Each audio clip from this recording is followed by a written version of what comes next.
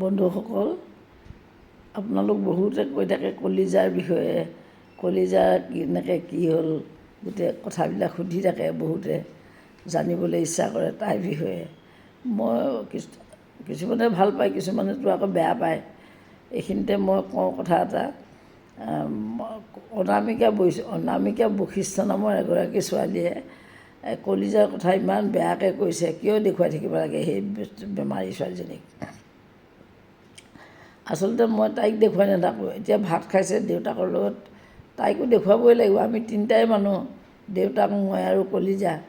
গতিকে তেনেধৰণে দেখুৱাওঁ। বা তাই ডান্স এটা কৰিছে, ডান্সটো দেখুৱাওঁ, এনেকৈ দেখুওৱা হয় আৰু।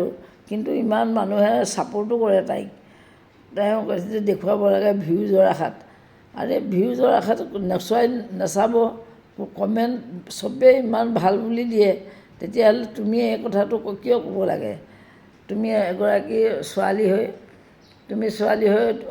এনেকুৱা ল'ৰা ছোৱালী আচলতে আগৰ দিনত নাছিলেই। আজিকালি ঢেৰ হ'বলৈ ধৰিছে। গুৱাহাটীৰ নিচিনা চহৰত বহুত স্কুল আছে এনেকুৱা ল'ৰা ছোৱালী। কিন্তু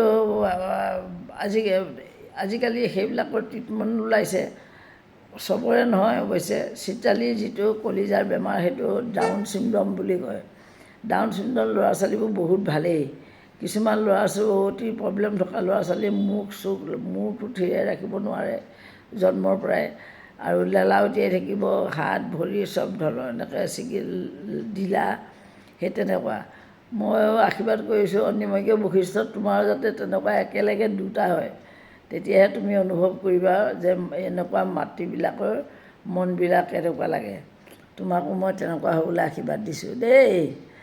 আৰু মই অলপতে বহুতে কৈ আছে কলিজাৰ বিষয়ে ক'বলৈ, মোৰ বিয়াৰ এটা হিষ্ট্ৰী ক'লোঁ, আৰু এতিয়া পঞ্চমীত খোৱালৈকে ক'লোঁ সেইদিনা। আৰু এতিয়া মই এই 5 মাহৰ পিছৰখিনি মই আপোনালোকক থুলমূলকৈ ক'ম অকণমান। মোৰ 6 মাহত মোৰ দাদা আহিছিল। মোৰ পেটটো ইমানেই ডাঙৰ, মোৰ দাদাই গৈ মোৰ নবৌক কৈছেগৈ যে তাই 5 মাহতে ইমান ডাঙৰ পেটটো। যি কি নহওক তেনেধৰণে গ'ল। গৈ 8 মাহ সোমালে, ডক্টৰনীক দেখুৱালোঁ। তেওঁলোক দুইজনেই মেডিকেলৰ ডক্টৰ। তেওঁ চাই পেলাই ক'লে যে হেৰি, আপোনাৰ হিচাপ ভুল হৈছে, আপোনাৰ মেচিয়ৰ্ড হৈ গৈছে, আপোনাৰ ভুল। মোৰ নাই, মোৰ ছেপ্টেম্বৰত বিয়া হৈছে 23 তাৰিখে, আৰু মোৰ ডিচেম্বৰত মোৰ বন্ধ হৈছে। গতিকে মোৰ কোনো হিচাপ ভুল হোৱা নাই। মিষ্টাৰে ক'লে বোলে নহয় টুইন আছে নেকি, তেনেকৈ ক'লে। মানে তেওঁ মাজু ককাই 2 নম্বৰ ককায়েকৰো টুইন, আমাৰো বংশত মোৰ জেঠাই ছোৱালীৰো টুইন, আৰু মোৰ খুৰাৰ জীয়েকৰো টুইন। এইবিলাক হেনো বংশই টানে। গতিকে তেতিয়া ডক্টৰনীয়ে চাই পেলাই আছোঁ অলপ দিন। তাৰপিছতে মোৰ অলপ মানে ব্লিডিং হ'ল। হোৱাৰ কাৰণে ডাক্তৰনীক দেখুৱালোঁ। ডাক্তৰনীয়ে ক'লে নহয়, বেড ৰেষ্ট ল'ব লাগিব। তাৰপিছত মেডিকেলতে এটা কেবিনৰ নিচিনা ৰুম আছিলে, সেইটোতে আমি 4গৰাকী আছিলোঁ। এজনী জুনিয়ৰ ইঞ্জিনিয়াৰ, মই, 2গৰাকী শিক্ষয়িত্ৰী। আমি তাতে থাকি ভাল লাগিছিল। আৰু তাইকেইজনীয়ে চাফা চিকুণে, তাইকেইজনীয়ে ভাল লাগিছিল থাকি। যি হওক, এদিন সেই জুনিয়ৰ ইঞ্জিনিয়াৰজনী আকৌ ক্ষীণমিন, ইমানেই পেটটো সৰু। ডাক্তৰনীয়ে এদিন আহি জুখি চালেহি। তাৰমানে কাষতে মোৰ ইমান ডাঙৰ আৰু তাইৰ পেটটো সৰু দেখি জুখি চালেহি। ঠিকেই আছে। তাৰপিছত আৰু মোৰ এসপ্তাহমান সময় দিছে ডাক্তৰনীয়ে, ডেলিভাৰী সময় দিওঁতে মই ডাক্তৰনীক ক'লোঁ যে বাইদেউ ভালেই আছোঁ এতিয়া বৰ্তমান, মই এইকেইদিন ঘৰতে থাকোঁগৈ, যদি কিবা প্ৰব্লেম হয় মই তেতিয়া আপোনাক জনাম আৰু হস্পিটেললৈ গুচি আহিম। ক'লে ঠিক আছে, যাব খুজিছে যাওক। মই ঘৰলৈ গৈ পেলাই তাতে যেতিয়া মোৰ ৰাতি 9টা বজাত এদিন পেইন আহিছে। তাৰপিছতে সেই পেইন আহোঁতে ৰাতি, আমাৰ স্কুটাৰ আছিলে তেতিয়া, গাড়ী নাই।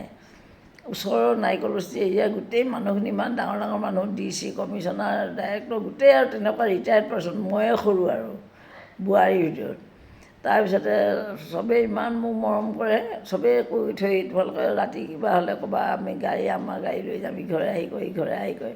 আচৰিত মানিছোঁ আৰু মই। তাৰপিছতে ওচৰৰ মানুহ এঘৰে লৈ গ'ল 9টা বজাত, এই মিডলেণ্ড হস্পিটেল, চিৰিয়াখানাৰ মুখে মুখে। তাতে গৈ পেলাই মোৰ আগদিনা 9টা বজাত গৈছোঁ, 10টাত বেড দিছে। পিছদিনা ৰাতিটো আছোঁ। তাৰ পিছদিনা আছোঁ 4টা বজাতহে মানে ডক্টৰনী বহিছে আৰু আচলতে মানুহে কয় ডক্টৰে চিজাৰিন কৰোঁ বুলিয়ে কৰে নহয় আচলতে মই জনাত মোৰ ক্ষেত্ৰত কমপ্লিকেচি থাকিলেহে কৰে আৰু কিছুমানে নিজিচাই কৰোঁ বুলি কয় কিমান দূৰ সঁচা নাজানো আৰু মই তাৰপিছত মোৰ নৰ্মেল ডেলিভাৰী হ'ল মোকতো কৰিবলৈ অতি সহজ আছিল ক'ব পাৰিলেহেঁতেন যে টুইন বেবী আছে চিজাৰিন কৰিব লাগিব কিন্তু নাই মোৰ নৰ্মেলেই কৰিলে মোৰ নৰ্মেল হ'ল হৈ পেলাই 2জনী ছোৱালী জন্ম হ'ল সেইদিনা এওঁৰ বন্ধুবিলাক মানে ইমানেই আহিছে দিনটো পাইছে যে চব অফিচৰ পৰা আৰু একেবাৰে নধৰা হৈ গৈছে গোটেই হস্পিটেলখন ডক্টৰবিলাকে আচৰিত হৈ গৈছে এনেকুৱা বোলে হেৰি এটেণ্ডেণ্ট অহা দেখাই নাই কোনোদিন ইমানেই মানুহ হস্পিটেলখন ভৰ্তি হৈ গৈছে কেঁচুৱা 2টা হ'ল হৈ আছে আৰু 3 4 হ'ল এই কলিজাই পায়খানা কৰা তাই তাৰপিছত ডক্টৰনীয়ে চালে বেবী ডক্টৰে চাই পেলাই ক'লে নহয় তাই পায়খানা ৰাস্তাটো সৰু সেইকাৰণে তাই টানকৈ পায়খানা কৰে টানকৈ মানে জোৰ দিয়ে আৰু সৰুকৈ কৰে অলপ সৰু ফুটাটো পেডিয়াট্ৰিক চাৰ্জাৰীক দেখুৱাব লাগিব তেতিয়া পেডিয়াট্ৰিক চাৰ্জাৰীক দেখুৱাওঁতে পেডিয়াট্ৰিক চাৰ্জাৰীয়ে ক'লে অপাৰেশ্যন কৰিব লাগিব তাৰপৰা পেডিয়াট্ৰিক চাৰ্জাৰীক দেখুৱাই আৰু তাৰপিছৰখিনি মই আপোনালোকক পিছত ক'ম বাৰু আজিলৈ ইমানটা সামৰিছোঁ ধন্যবাদ